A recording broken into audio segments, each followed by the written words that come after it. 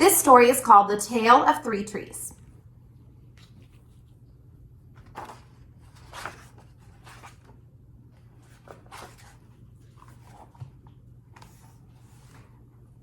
Once upon a mountaintop, three little trees stood and dreamed of what they wanted to become when they grew up.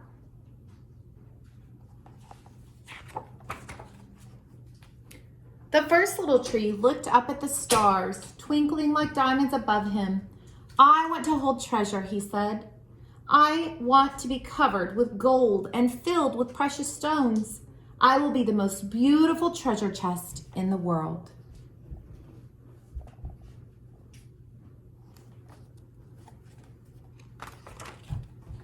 The second little tree looked out at the small stream trickling by on its way to the ocean.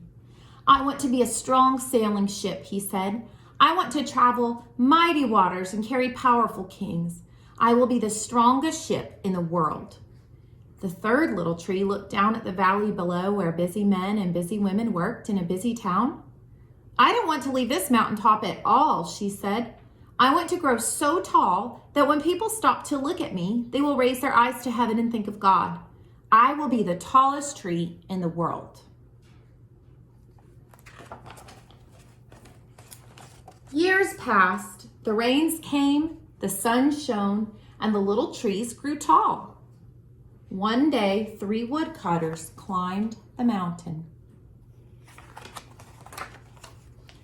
The first woodcutter looked at the first tree and said, "This tree is beautiful. It is perfect for me." With a swoop of his shining axe, the first tree fell. "Now I shall be made into a beautiful chest," thought the first tree. "I shall hold wonderful treasure." The second woodcutter looked at the second tree and said, "This tree is strong. It is perfect for me." With a swoop of his shining axe, the second tree fell. "Now I shall sail mighty waters," thought the second tree. "I shall be a strong ship fit for kings." The third tree felt her heart sink when the last woodcutter looked her way. She stood straight and tall and pointed bravely to heaven, but the woodcutter never even looked up. "Any kind of tree will do for me," he muttered, and with a swoop of his shining axe, the third tree fell.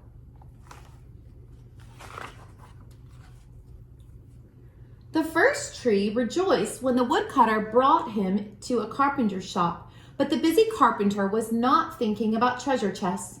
Instead, his work-worn hands fashioned the tree into a feed box for animals. The once beautiful tree was not covered with gold or filled with treasure.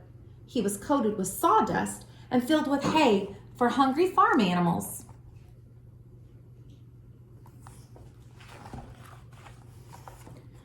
The second tree smiled when the woodcutter took him to a shipyard, but no mighty sailing ships were being made that day.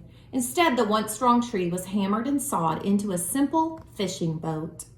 Too small and too weak to sail an ocean or even a river, he was taken to a little lake.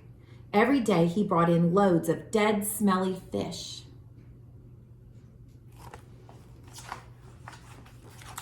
The third tree was confused when the woodcutter cut her into strong beams and left her in a lumber yard. What happened, the once tall tree wondered. All I ever wanted to do was stay on the mountaintop and point to God.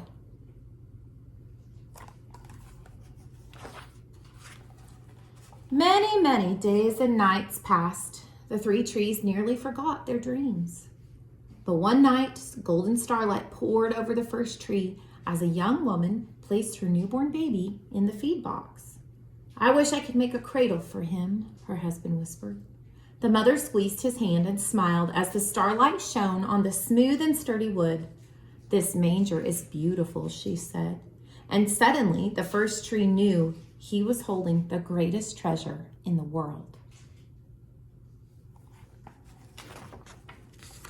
One evening, a tired traveler and his friends crowded into an old fishing boat. The traveler fell asleep as the second tree quietly sailed out into the lake. Soon a thundering and thrashing storm arose. The little tree shuddered. He knew he did not have the strength to carry so many passengers safely through the wind and rain. The tired man awakened. He stood up, stretched out his hand, and said, "Peace." The storm stopped as quickly as it had begun. And suddenly the second tree knew he was carrying the King of heaven and earth.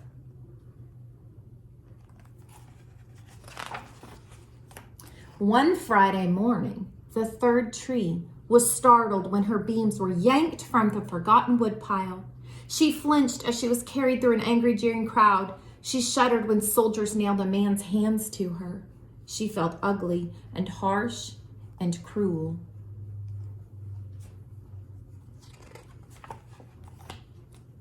But on Sunday morning, when the sun rose and the earth trembled with joy beneath her, the third tree knew that God's love had changed everything. It had made the first tree beautiful. It had made the second tree strong. And every time people thought of the third tree, they would think of God.